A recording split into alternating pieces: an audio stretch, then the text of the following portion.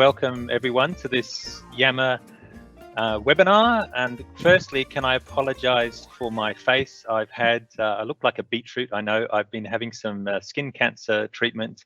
So I'm going to ask Mel to make sure that we mainly show slides for everyone's satisfaction. And before we get started, I just want to do a little bit of housekeeping.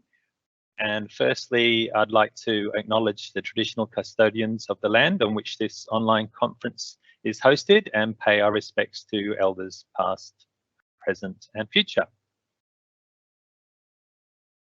I also would like to remind everyone to be nice online. We do have a code of conduct, and I think this is about session into the 80s for M365. So I think it's been great. And can I ask that you, if you have any questions, type them in as we go in the side chat, and Mel will answer them, read them out at the end, and I'll be happy to answer. We'll probably stay on for a little bit longer to answer those questions. I want to try and keep this to a half hour because I know everyone's got a busy or hopefully lazy Friday.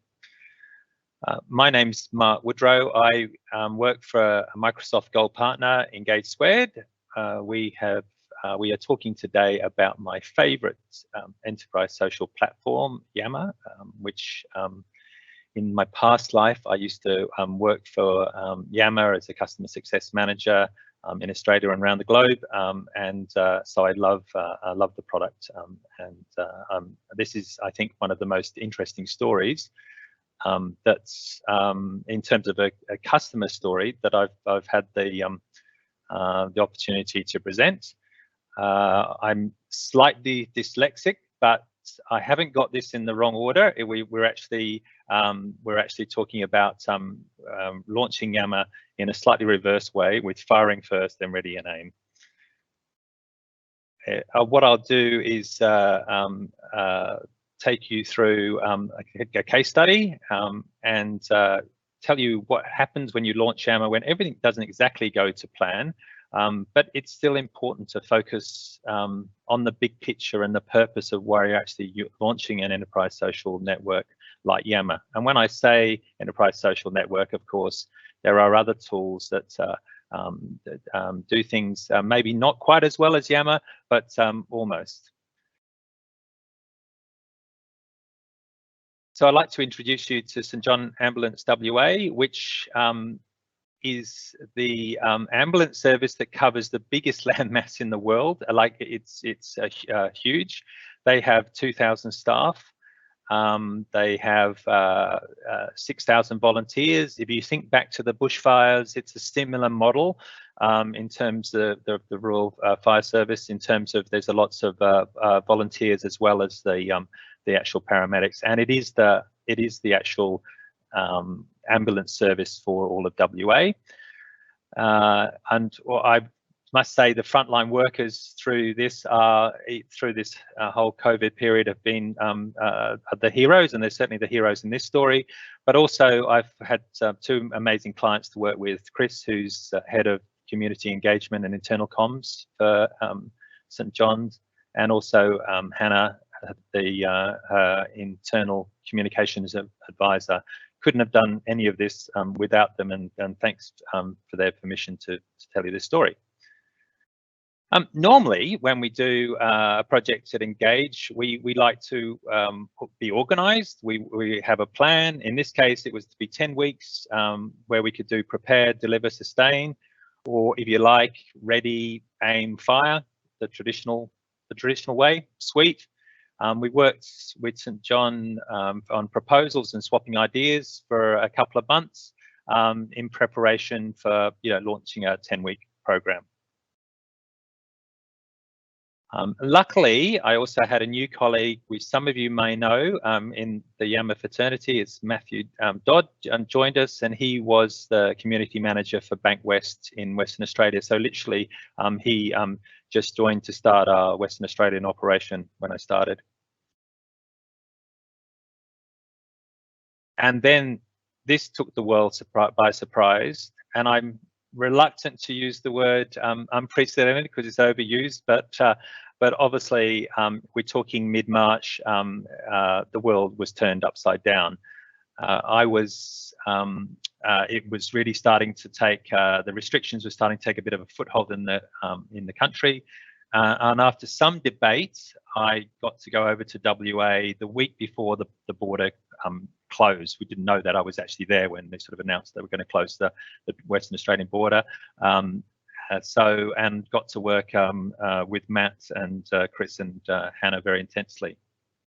So then we were sort of lined up to fire first and ask questions later.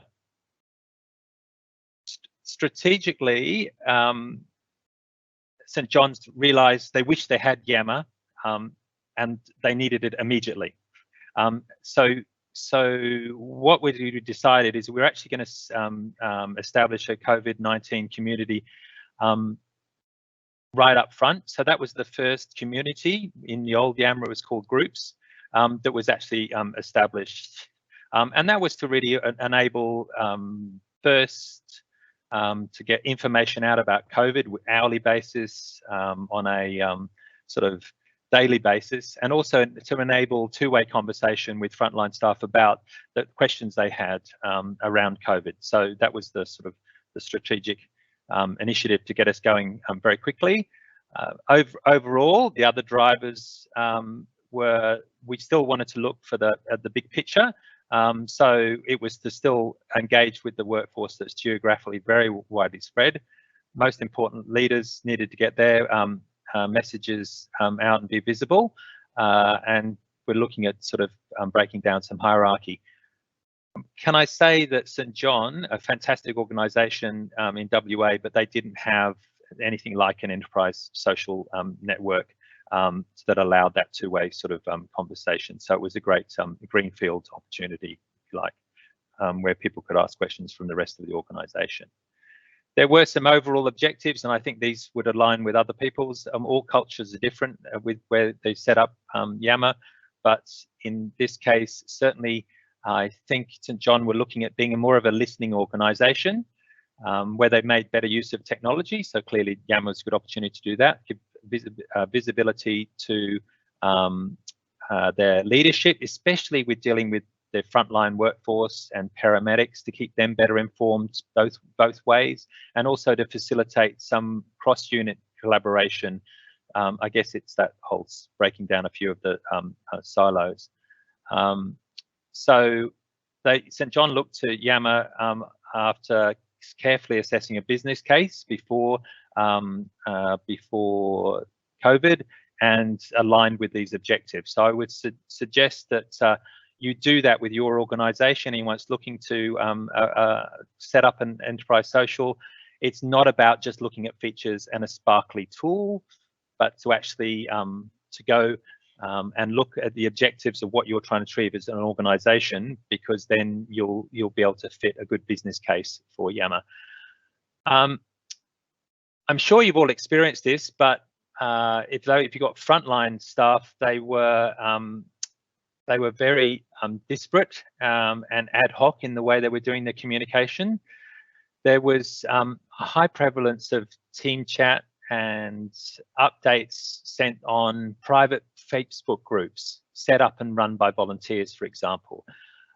So ultimately, one of the big drivers for this organisationally was to ensure that the organisation could put out urgent health updates in a time of crisis, where there was some confidentiality around patient information, for example. Everyone knew it was secure, and most importantly, you could actually retrieve information and monitor things, which you can't do if you're just in a private WhatsApp group, for example.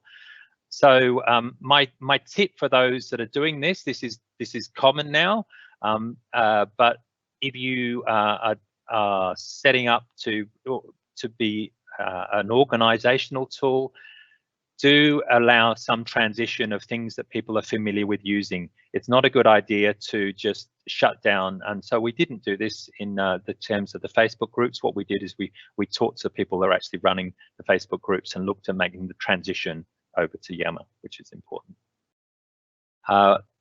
In that 1 week, we had to get ready. Went into, those that are in communication business know that doing things in a war room situation is what you do in a crisis. So we very much set that up. So we were for a couple of days. We were sort of we did all our planning all in a couple of days, and we also ran 2 workshops with the groups that I suggest you start with. We did one session for leaders and one session for community leads, or those people that potentially were going to set up groups, or maybe had a group, say on Facebook, for example. I have to say that St John were ahead of the game in terms of social distancing. So in this case, it wasn't mandatory, but they'd already had A and B teams in the headquarters set up. And most of the people that we did these workshops with, a lot of them were in the actual building, but we actually kept, did the sessions through Teams because they were aware of I guess, what we had coming with COVID. So we were safe. Now, I'm just going to put a quick question out. What is the biggest issue you have with launching any enterprise social network? Try not to get too distracted by the cute cat, but that's your hint.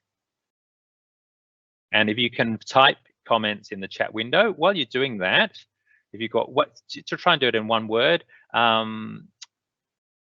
We were also doing a competition for M365. So if you do want to scan this code for prizes, then I'm putting it up now. I know this works because I was in a previous session and I scanned it. I haven't got my prizes yet, but it certainly seemed to work.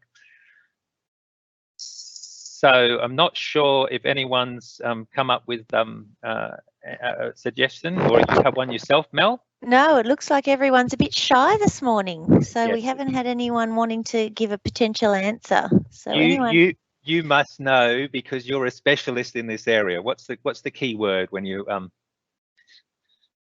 Me? Yes.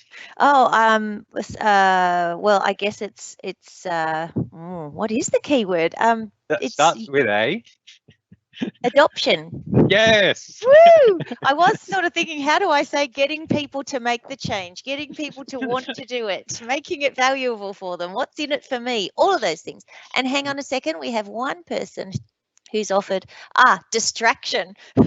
That's true, because I do that myself. I forget to look at Yammer sometimes because I'm busy with other things, and then I go, Very true. So that's why adoption is important, because there's so many other tools and distractions in the workplace. So, yes, so very, very true. So thank you for that contribution. So ultimately, success comes for driving adoption. And a couple of the key things to do early on is a sense of community. If you can build a sense of community, then people will go to the Yammer if they've actually got something that's of interest to the community. Now, sometimes this can be a little bit like herding cats, but it's definitely a big part of the early work you need to do on adoption. Setting up champions groups is another thing that works really well, and most importantly, having purpose is super important for the communities you set up and what they actually do. So they actually, so in this case, for St John, this is why the COVID group was such an important starting point, because there was a clear purpose for that community. So after 7 days, we got some good early results. So in terms of adoption, can say that I think getting Michelle Fife, the CEO for St John's, on board early, and she did a video to the whole network was a big help. So we actually got, within the first 7 days, we got 2,000 users. Now, if you go back, that's the size of the staff, the actual staff. We had a number of those were also volunteers, which is a little bit more difficult to get on. So we were having really good uptake. And if you actually look at the conversations, there was, suggestions on how to use dictation on an iPad to medics to speed up writing their notes by half, and that was shared across the network. There was short videos on how to use ventilation machines, which are obviously very important at the time and now. And these are what we call use cases, where people are actually getting work done in Yammer. So you can, if you've got time to plan, you can sort of plan to find these use cases. But in this case, they surfaced in the first week, which was amazing. I guess the other learnings In times of crisis, speed and clarity trumps perfection. So don't try and get everything right. You can't. You often find things out with Yammer by actually doing things. You're not building a static website, for example. It's nudge behaviors is what you actually are looking. So issues and difficulties that people have or that come up in the network, you can actually use them as an opportunity to nudge people as to how to do things the right way, to use change management terminology. What we found, and I think I found over the years, is that the usability of Yammer means people pick up things very quickly. They, they don't need training. It's like YouTube or Twitter. Maybe with Teams, there's a bit more complexity where it's sister product. I call it a sister product in the Microsoft Office 365 suite. But I must say the work that I've done for RMIT and now St. John, we tend to lead with Yammer because it's easy to use, and therefore you can ask your questions and get feedback around how to use Teams really effectively on Yammer. So if you have a choice of going with the both, you can launch them both at the same time, or you can use Yammer certainly to support what you're doing with Teams. So I'm doing this in the reverse order. If we were planning, there are sort of 4 key ingredients for success. For success, these are the things I would suggest you put on your shopping list. Firstly, look at Yammer beyond the feature set. Look at the network maturity model, which I'll show you. Look at personas and embrace community management. It's really key to sustaining long-term success. Just firstly with Yammer, look at the benefits and try and align those with both customer stories you can find, and there's an Australian customer network you can go on to in Yammer, which you'll find those, and which Mel and I are part of. In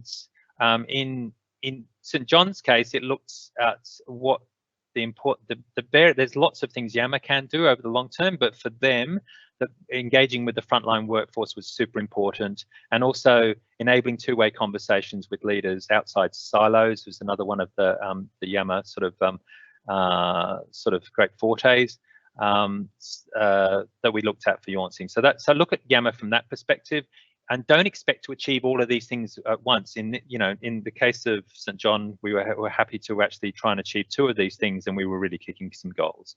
And as many of you might know, it's worth investigating New Yammer. It has changed quite considerably over the last few weeks. New Yammer is now in preview mode for everyone. There's new UI. There's a chance, if you have Yammer already, to do a mini relaunch. And in St. John's case, like I say, we were back to front. So New Yammer came in 2 weeks after we actually launched. So we started to pick up some of the new features. The mobile app certainly allows you to do enhanced video capability and do your editing, 3-minute videos, add some graphics, etc., while you're actually on the mobile, which was a great opportunity. But organizationally, I think Yammer is more aligned to these 4 things in terms of leadership engagement as an internal communications tool, knowledge sharing. It's always been good at, and I think the employee experience is certainly better. And like I say, for St. John, it was important that it was open and inclusive, and it's also was part of the Microsoft Office 365 suite, which they already had, so all that enterprise grade compliance stuff sort of comes out of the box.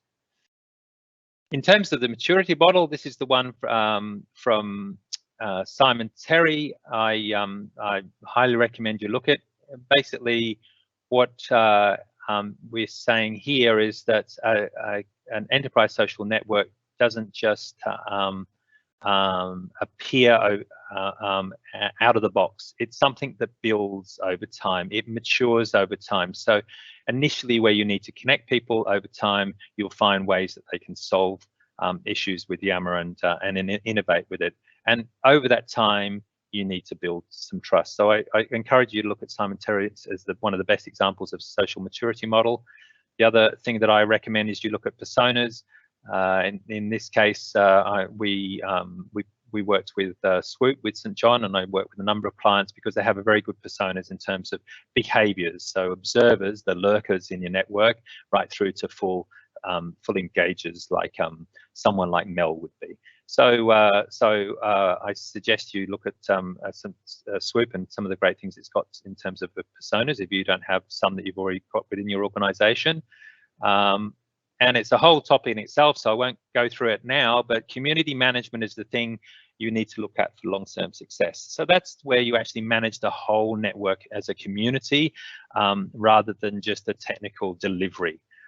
It's really, and so we always look at doing a workshop. One of the first ones we run in any program is around community management, trying to help the community to build its own community. And I guess the risk you have if you don't do this, it's like a garden without a gardener. Okay, it'll start growing, but that eventually it'll start looking a bit patchy, and then eventually it'll die. Communities need nurturing. And then we get down to the pointy end, which is work we're now doing 7 weeks in with St John, is the actual strategy and the targeting part. So we're actually aiming for success. And that's really sort of aligning the measures and what you're actually trying to do strategically, and seeing if it's actually working. If you are making an overall strategic plan, I suggest you look at 3 main areas. Yammer needs to work organisationally wide, but it also needs to work for communities. You need to consider about what the communities or groups actually are and what they'll actually do, and that's not to just replicate your hierarchical structure. And there needs to be something in it for individuals. That's the only way that Yammer really works, is there's organisational purpose, but there's actually individual benefits, and they're sort of seeing benefit in what they're doing. So that's sort of a planning structure that we're actually going through at the moment. In terms of metrics, I would encourage you to look at Swoop. It's got the best metrics, and I think when you're benchmarking your analytics, you need to look at things that actually drive behaviors, rather than the vanity metrics of just how many likes you've received over the last month. So the leading indicators, which Swoop suggests, are the response rates, the curiosity index, and the mention index, is things that actually look at how successful your network will be going forward if you can achieve some of those metrics. To look in this in more detail, you should look at the Global Yammer Benchmarking Report that Swoop does annually, and it's free. You go to swoopanalytics.com, and also look out for their white paper, which is called "What Good Looks Like," because it goes into this in a lot more detail. It's a really useful benchmark, which you benchmark against organisations. And I have to say, we've been doing this at St John's, and in 3 of these cases, they're already above the global average, which is amazing. How does it work? So one of the things where you measure the number of questions you actually have, there's people answering questions, which is the curiosity index, then you'll get 150% more replies if people ask a question.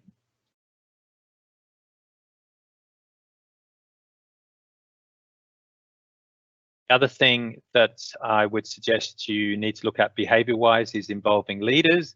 With leaders, it's really important to educate them about their role. Remember, the organisational goal with St John was to have a bit more of a listening organisation. So therefore, the tip for leaders is to be interested, not necessarily always interesting. And when I say interesting, I blog about myself. I'm a poster of things, and I put it on Yammer.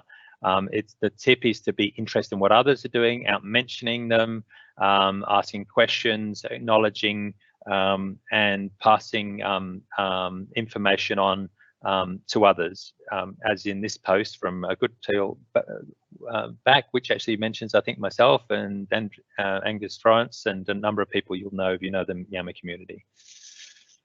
In terms of content, just a quick tip is that keep it short and sweet. the basic analytics from Swoop says the most effective posts are those between 500 characters. So do a little bit of detail, but don't write whole blogs. You're better off. You'll get a lot better response by videos. Get a lot bigger response, and then photos or links also create a lot higher response than things you write in text.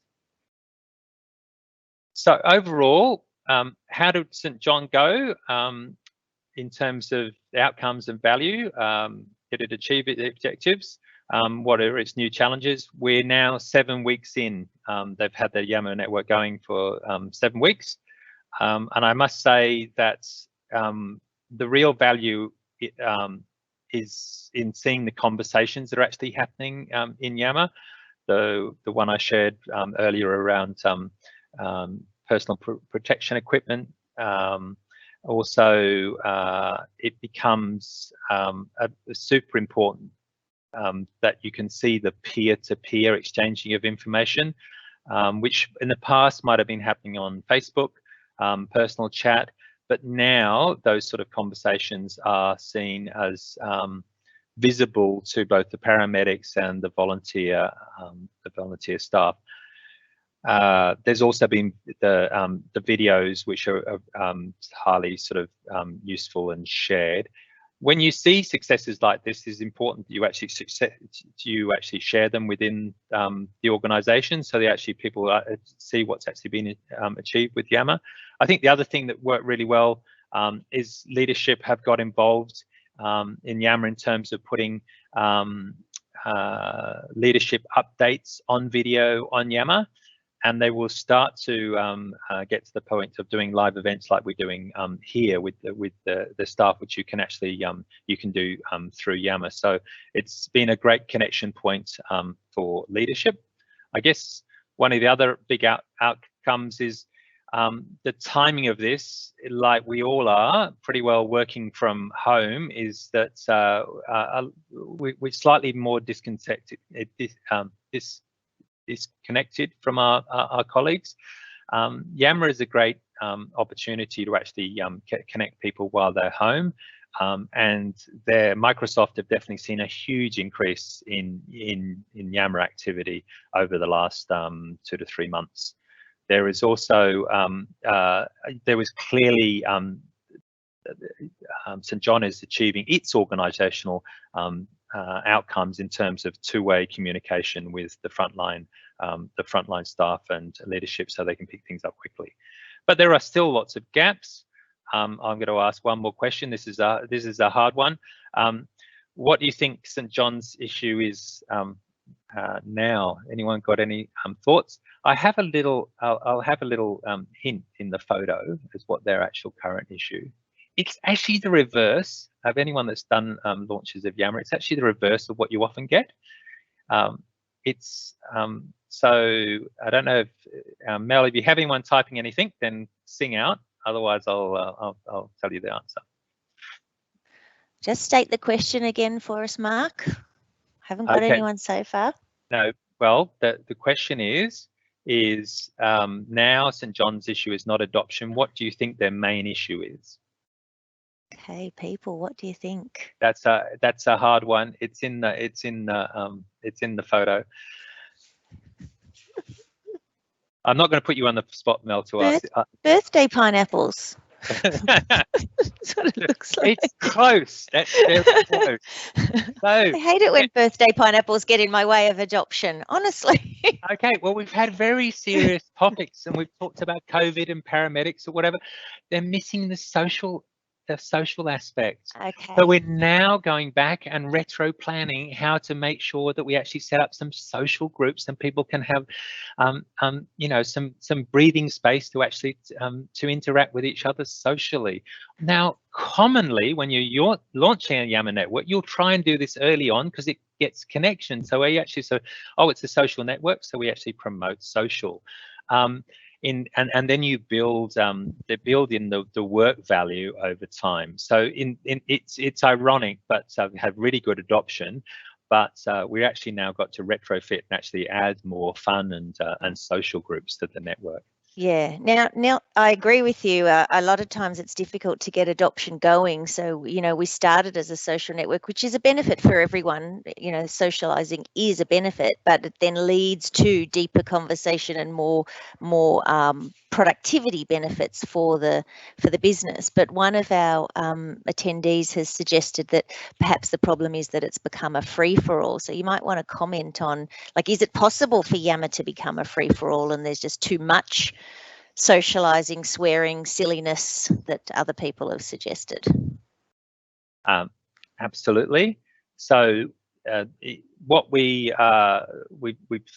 been doing at St. John is setting up a few communities or groups for that purpose. So post the COVID one, we've actually, so there's a little bit more that it's actually have fun, have a rant, have a you know, a Friday wind down group.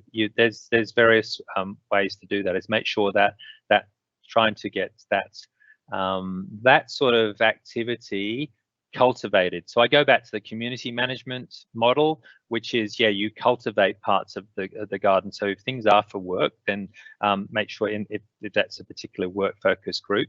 I think there was only one we've actually had to take out and sort of shift to another group within the COVID-19 group, which is most active in St. John. But that's where you're monitoring from a community management point of view. You find appropriate places. There always will be some noise, but I would say that that's not specific to Yammer. That's specific to modern life. That actually all that we've got so many tools and so many things coming. It's actually finding value in what you actually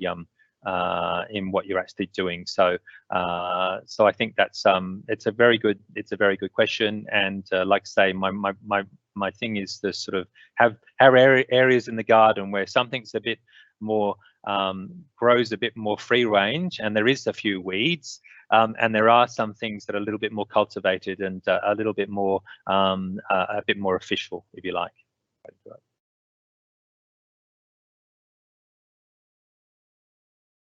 Just one tip that's come out quite recently, last few weeks, is if you do have other things in the Microsoft suite and elsewhere, make sure that you explain which tool when, as a suggestion from an organizational point of view and an individual level.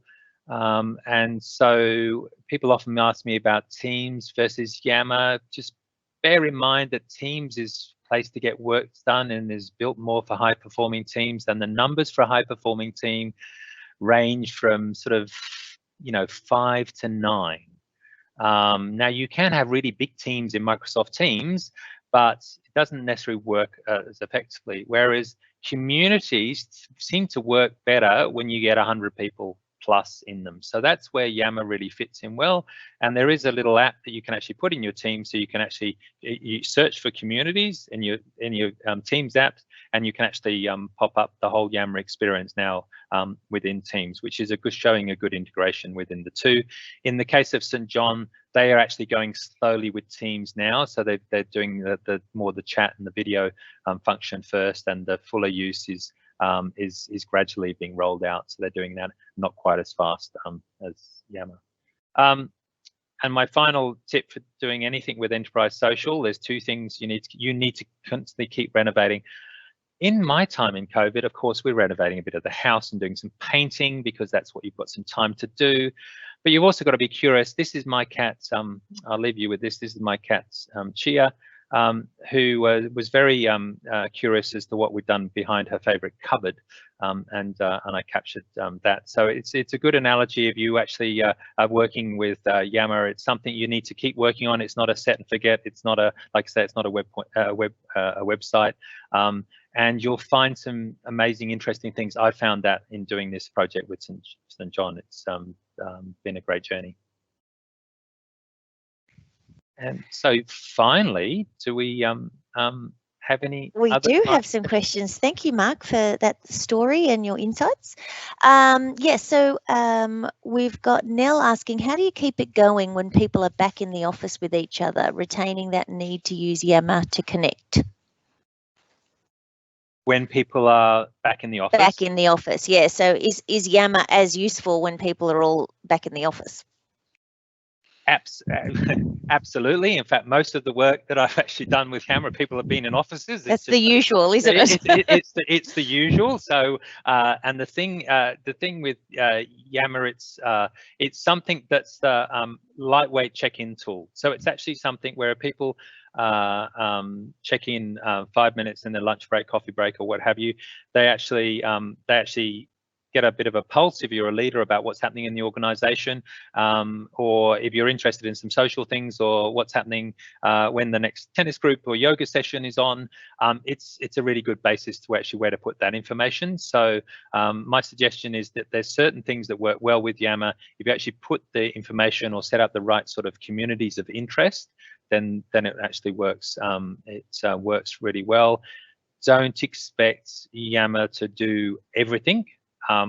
Because it is an enterprise social tool, and it's not necessarily the place to be exchanging the preparation of big policy documents or customer information, detailed customer information.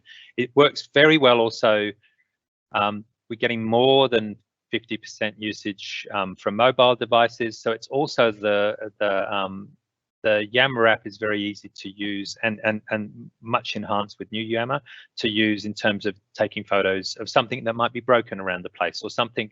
I'm about to actually take some things. I'm actually in the office today. I'm the only one here, and there's some really good signs the office have put in terms for COVID, and I will share those on Yammer for people that are coming back in the next couple of weeks. So it's that type of thing. You can actually take something.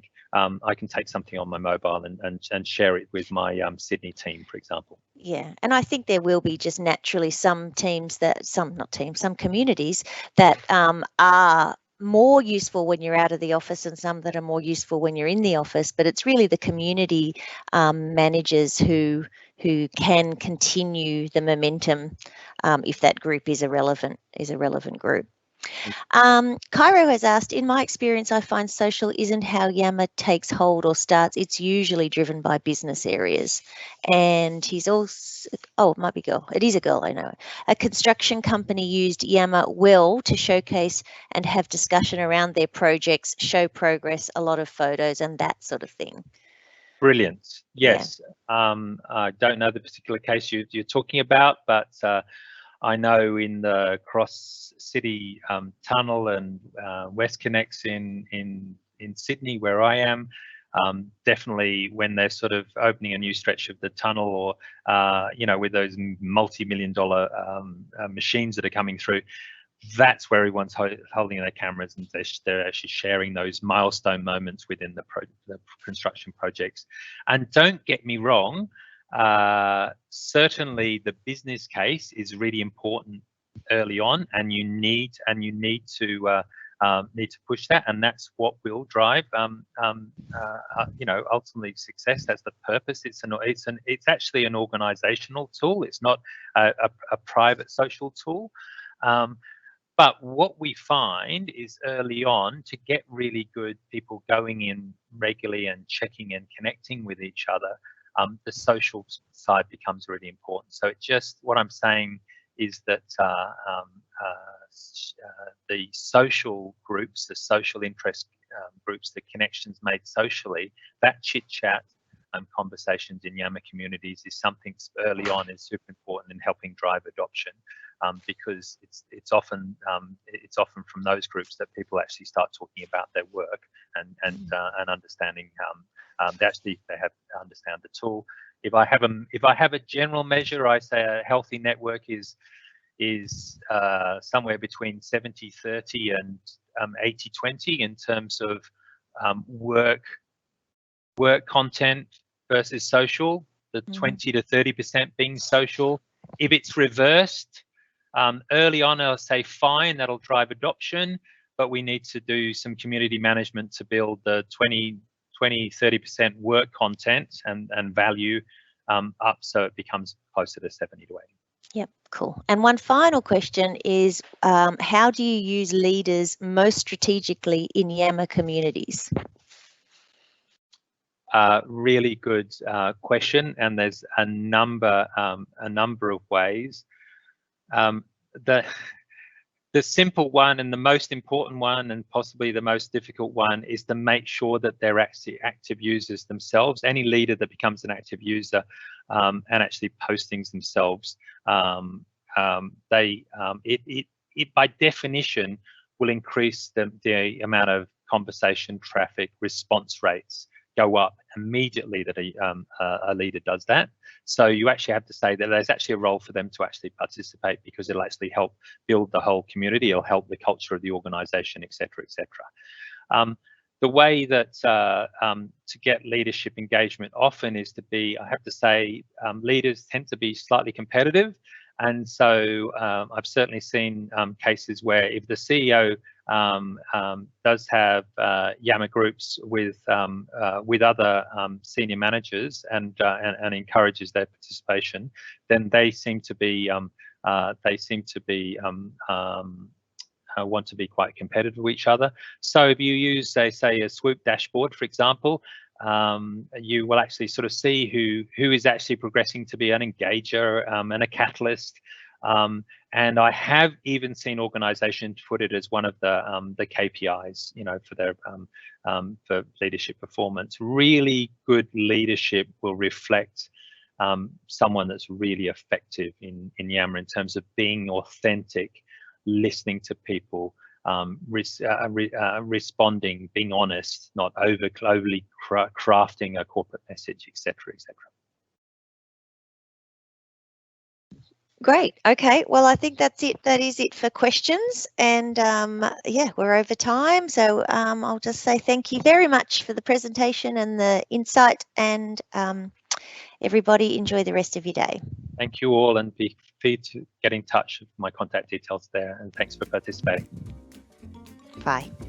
Bye.